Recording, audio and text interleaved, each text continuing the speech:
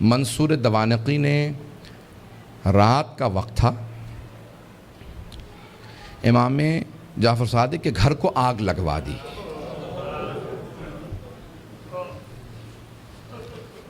آج کل آپ نے دیکھا روشنیاں ہوتی ہیں، پانی کا نظام کچھ اور ہے۔ پرانے زمانے میں گھر میں کنواں ہوتا تھا، پانی نکالا جاتا تھا، چراغ ہاتھ میں ہوتے تھے۔ رات کا وقت تھا، امام کے گھر میں آگ لگا دی۔ امام کے جو خادم تھے نا وہ فوراً آگ بجھانے لگے۔ میرے طرف دیکھیے گا، ایک جملہ کہہ دوں اس کے بعد صرف 2-4 منٹ 5 منٹ زحمت دوں گا آپ کو مصائب کی۔ امام کے جتنے خادم تھے نا وہ سب کے سب آگ بجھانے لگے۔ امام اپنے گھر سے باہر نکلے، گھر میں آگ تھی۔ باہر نکلنے کے بعد نہ جانے صحن میں کیا دیکھا، ایک دیوار سے ٹیک لگا کے بیٹھ گئے اور زاروں قطار رونا شروع کر دیا۔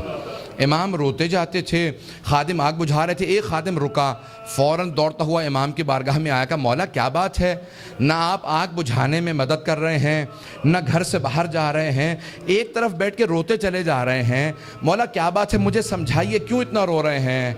کہا کہ مجھے شام غریبہ یاد آ گئی، مجھے شام غریبہ یاد آ گئی۔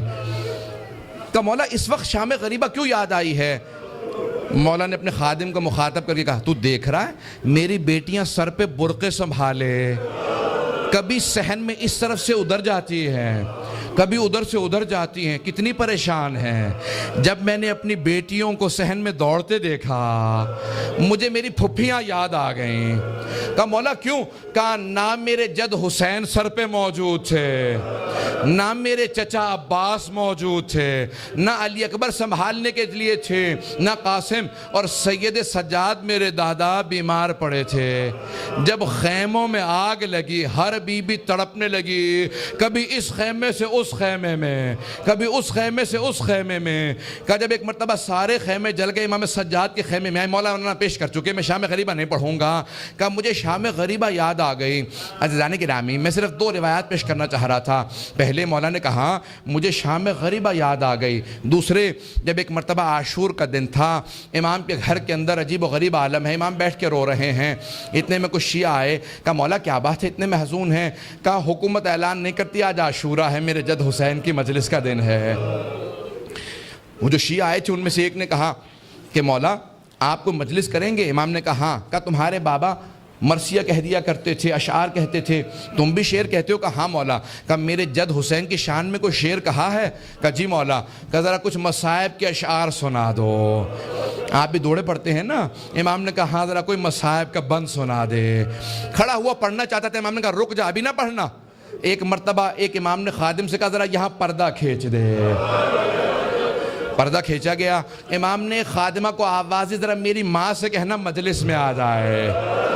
امام کی والدہ کا نام جانتے ہیں نا سب، حضرت ام فروا، سب جانتے تھے امام کی والدہ حضرت ام فروا ہیں۔ امام نے خادمہ کو آواز، میری ماں سے کہہ دے میرے جد کی مجلس ہو رہی ہے، مجلس میں آ جائیں، میری بیٹیوں کو آواز دے دو، میری بہنوں کو بلا دو۔ سب پردے کے پیچھے آ کے بیٹھ گئے۔ امام نے کہا اب مصائب شروع کر دے۔ اس نے مصائب پڑھنا شروع کیا۔ جب مصائب پڑھ رہا تھا، روایت کے الفاظ میں نے خود پڑھی ہے، مستند روایت ہے، بڑے بڑے علماء فقہا سے سنی ہے، مصائب پڑھتے پڑھتے ایک مرتبہ اس نے آواز سنی کہ امام کی والدہ کے بین کی آواز آ رہی ہے۔ حضرت ام فروا بین کرنے لگی، ہائے میرا جد مارا گیا، ہائے حسین مارا گیا، بین کرنے لگی۔ اب امام صادق سے برداشت نہیں ہو رہا تھا، آنسو بہ رہے تھے، ریش تر تھی، امام نے امامہ اتار رکھا تھا، تڑپ رہے تھے۔ وہ جو مصائب پڑھ رہا تھا نا وہ امام کی والدہ کے خاندان سے تھا۔ اس نے مخاطب ہو کے کہا اے ام فروا اگر آپ زیادہ روئیں گی نا تو آپ کا بیٹا جعفر الصادق آپ کو دلاسا دینے آئے گا، آپ کو سینے سے لگائے گا، آپ کے آنسوؤں کو صاف کرے گا، آپ کی چادر کو سنبھال کے رکھے گا۔ لیکن اے ام فروا آپ کی پھپھیاں جب میدان کربلا میں رو رہی تھی، کبھی شمر تازیانے مارتا تھا، کبھی خولی تازیانے مارتا تھا، بس بھئی اجرکم اللہ میں تمام کر دیتا۔ ایک مرتبہ روایت کے الفاظ یہ ہیں، سارے مدینے والے امام صادق کے دروازے پہ جمع ہو گئے، نہ جانے کیا ہو گیا، اس بلند آواز سے سب رو رہے ہیں، سب دروازے پہ آ گئے۔ امام نے دروازے کی طرف اشارہ کیا، امام نے کہا الباب الباب، دروازہ بند کر دو، دروازہ بند کر دو۔ پوچھا مولا کیا بات ہے؟ کہا میرا چھوٹا سا بیٹا بے ہوش ہو گیا۔ کسی نے پوچھا یہ کون سا بیٹا؟ کہا موسیٰ کاظم۔ امام موسیٰ کاظم بھی برداشت نہیں کرتے تھے میری پھپھیوں کے مصائب اس طرح سے بیان کیے جائیں، رونے کے اوپر پابندی تھی۔ اجرکم اللہ، بس بھئی میں نے تمام کر دیا۔ ایک روایت کے چند جملے پیش کروں گا۔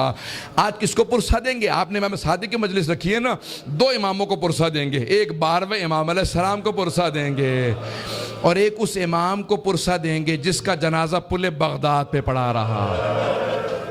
امام زمانہ کہتے ہیں میرا سلام و میرے جد موسیٰ کاظم پہ، کہ جس کا جنازہ اٹھانے کے لیے 4 مزدوروں کو پیسے دیے گئے، 4 مزدوروں نے پیسے لیے جنازہ اٹھایا۔ کہا 5واں ان کے سامنے چلتا جاتا تھا اور نعرہ لگاتا جاتا تھا ماتا امام الرفضہ، رافضیوں کا امام مر گیا۔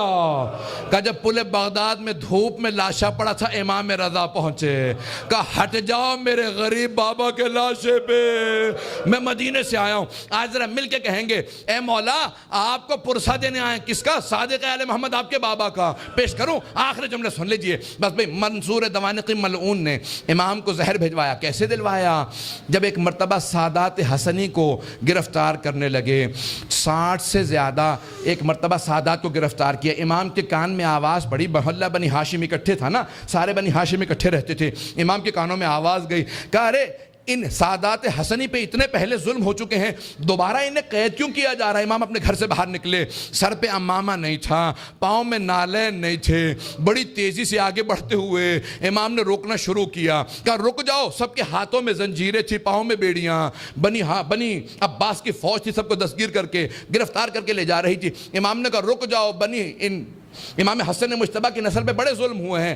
ایک مرتبہ کسی ملعون نے ایک تازیانہ اٹھایا، تازیانہ اٹھانا تھا، امام کی پشت پہ تازیانہ مارا، امام کا کرتا چاک کیا اور دوبارہ 2-3 تازیانے مارے، امام زمین پہ آئے۔ اس وقت امام بزرگ تھے، بس میں اس سے زیادہ نہیں پڑھ سکتا۔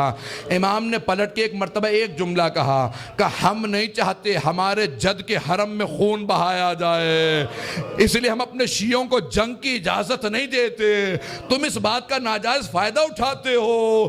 ایک مرتبہ کسی نے کسی تازیانے کے اندر زہر ملایا، بس امام کا جو زخم تھا اسی زخم کے اوپر تازیانہ لگا، امام نے آواز دی مجھے میرے گھر واپس لے جاؤ۔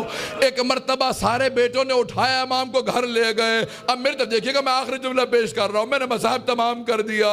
مولا آپ کے بیٹے آپ کو اٹھا کے گھر لے آئے، ایک بیٹا بار بار رخسار پہ رخسار کو رکھتا تھا، بار بار کہتا تھا میرے بابا کو پانی پلا دو ذرا، مولا کربلا میں آ کے دیکھے۔ ایک 72 کے لاشیں اٹھا کے لانے والا بھوکا پیاسا ذوالجناح کی پشت سے زمین پہ آ رہا ہے۔ الا لعنت اللہ علی القوم الظالمین وسیعلم الذین ظلموا ای منقلب ینقلبون۔ بس وقت نہیں تھا کہ میں تفصیل سے پیش کرتا، ہاتھوں کو بلند کریں گے، 2 جملے دعا کے پیش کروں گا۔ پروردگارا، واسطہ امام جعفر الصادق کے اس تابوت کا بڑی تعظیم سے اٹھایا گیا، ہزاروں کا مجمع تھا، سب کاندھا دینا چاہتے تھے، ہاتھوں پہ تابوت چل رہا تھا کہ ایک مرتبہ جنت البقیع تک پہنچا۔ امام موسیٰ کاظم علیہ السلام نے بڑی تعظیم سے شان و شوکت سے کہا ہٹ جاؤ، میرے دادا کے پہلو میں میرے بابا کی قبر کو تیار کرنا۔ بڑی تعظیم سے قبر مطہر میں اتارا گیا۔ میرا دل کہتا ہے کہ امام صادق بہت رو کے کہتے ہوں گے اے میرے بیٹے موسیٰ کاظم، آج بڑی تعظیم سے مجھے تو دفنا دیا، لیکن میری نگاہوں میں آج بھی میرے جد حسین کا لاشا ہے کہ میرے دادا سید سجاد لاشے کے ٹکڑوں کو کیسے جمع کر رہے تھے۔ پروردگارہ، سید الشہداء کی عظمتوں کا واسطہ، امام صادق کی عظمتوں کا واسطہ، دنیا میں امام زمانہ کا ظہور میں تعجیل فرما، ظلم کا خاتمہ فرما، داعش کو طالبان کو غارت فرما، آل سعود کو آل یہود کو غارت فرما، مومنین کی حفاظت فرما۔